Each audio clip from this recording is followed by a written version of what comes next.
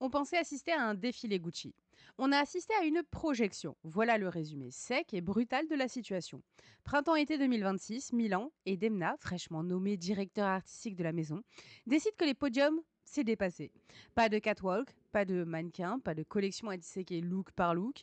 À la place, un film, 30 minutes de satire cinématographique intitulé The Tiger, signé Spike Jonze et Alina Rein, avec une Demi Moore campant une Barbara Gucci grotesque et irrésistible, caricature d'une famille italienne décadente.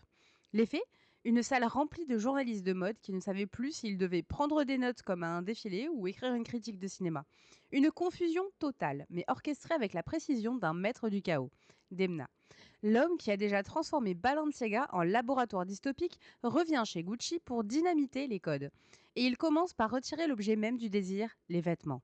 Provocation pure, sans doute, mais surtout un manifeste. Gucci ne veut pas seulement habiller, Gucci veut scénariser.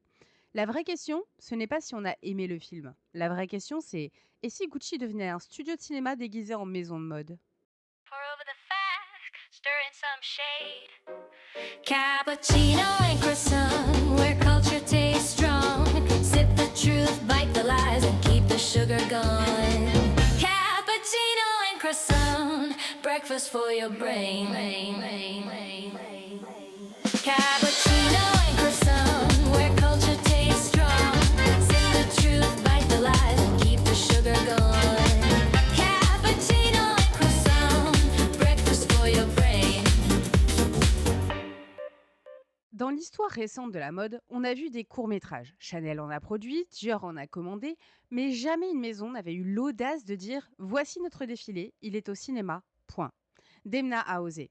Et ce geste change les règles du jeu. Car il ne s'agit pas d'un outil marketing annexe, mais du centre de gravité. Tout le reste, le lookbook, la communication, le dîner VIP qui a suivi, orbitait autour de ce film. C'est un déplacement brutal. On ne juge plus la coupe d'un blazer, mais la construction d'un personnage. On ne note plus l'assemblage des matières, mais la qualité du dialogue. The Tiger ne montrait pas une collection, mais un monde. Une fiction grinçante où l'obsession du luxe, la comédie familiale et la caricature des archétypes italiens s'entrechoquaient. Barbara Gucci, c'est la sature du mythe. Le rôle central d'Amy Moore en Barbara Gucci dit tout du projet. Elle incarne la Sura, cette bourgeoise milanaise engoncée dans son héritage ridicule et fascinante. Autour d'elle, une famille grotesque, théâtre miniature des obsessions italiennes, la mère dramatique, le patriarche autoritaire, la belle-fille siliconée. On rit, on grimace, on reconnaît les traits réels derrière la caricature. Et c'est là que Demna frappe. En transformant Gucci en satire, il prend à bras le corps ce que beaucoup taisent. Le luxe n'est pas seulement de l'artisanat, c'est aussi une mythologie grotesque. En dynamitant ses propres archétypes, Gucci fait acte de lucidité. La mode oblige la critique à changer de registre. Les journalistes présents se sont retrouvés piégés. Comment écrire un article sur une collection qui n'existe pas? Certains ont contourné le problème en écrivant la salle, le dîner, les célébrités présentes. Mais Demna leur a tendu un miroir. Vous ne pouvez plus faire du copier-coller de silhouettes.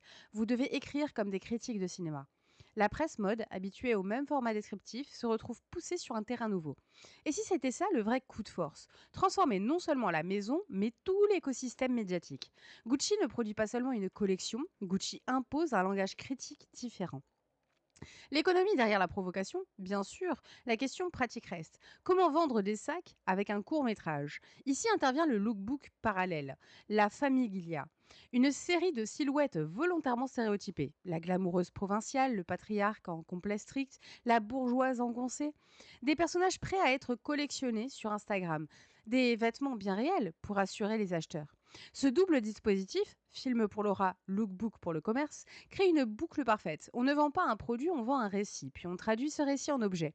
C'est exactement la logique hollywoodienne. Le film fait rêver, les produits dérivés capitalisent. Gucci applique le modèle du blockbuster à la mode. Gucci comme studio, ce n'est pas une hypothèse, c'est presque une évidence. Sous Demna, Gucci n'est pas seulement une maison couture, c'est un studio. Chaque collection est une saison, chaque look est un personnage, chaque campagne est un spin-off. On peut déjà imaginer les prochains épisodes, une comédie noire, un thriller, une romance absurde. Et à chaque fois, le vêtement n'est plus seulement une pièce, il est un rôle, une fonction narrative. C'est une révolution douce mais radicale. Dans un monde saturé de contenu, Gucci propose d'être lui-même contenu. Un film, une série, une narration, le vêtement n'est plus la finalité, il devient l'accessoire de scénario. Pourquoi ça marche? Parce que le public contemporain, abreuvé de séries, de streaming, de TikTok, pense qu'en termes de récit. Un blazer isolé ne raconte rien. Un personnage? Oui. Demna a donc aligné la mode sur la logique dominante de l'époque, celle de la narration continue. Ce n'est plus acheter un sac, c'est acheter un rôle dans un univers, un mécanisme que Marvel a déjà exploité, que le gaming a perfectionné et que Gucci traduit aujourd'hui dans le luxe.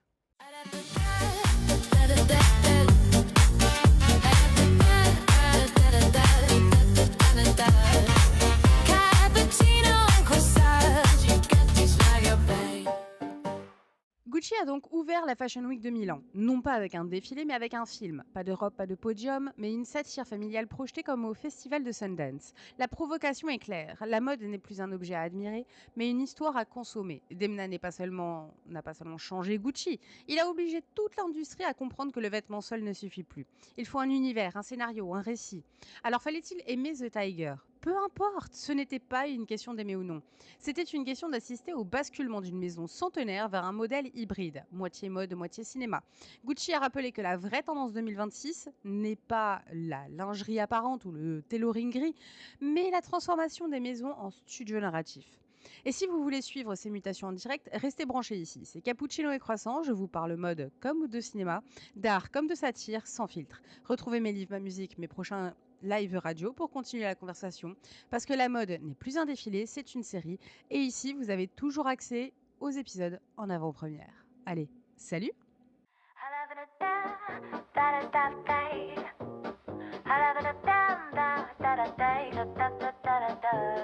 The cup's dry, the croissant's gone, but the aftertaste still strong. We've sifted the hype from the headlines, left the sparkle where it belongs. Cappuccino and croissant, your guilty pleasure with a sharper edge. See you next week, bring an appetite. Out of the